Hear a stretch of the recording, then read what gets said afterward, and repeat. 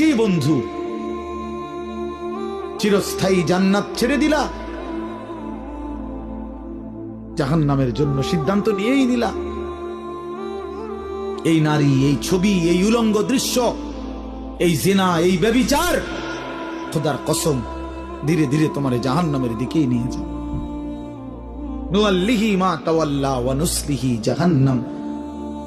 আল্লাহ বলছে, যে বান্দা আমার রাসূলের বিরুদ্ধাচরণ করবে এবং আমার ঈমানদার বান্দারা যে পথে চলে তার উল্টো পথে চলবে, আল্লাহ বলেন আমি তাকে সেই উল্টো পথেই চালাবো এবং একদিন সত্যি সত্যি আমি তারে জাহান্নামে ফেলে দেব। খোদার কসম, এটা কোরআন শরীফের আয়াত। আমি এই মাত্র বলে আসছি, বলছি তোমরা যারা আমার একটা কথা মনে করো বাপ, ছেলেদেরকে তোমাদেরকে বলি,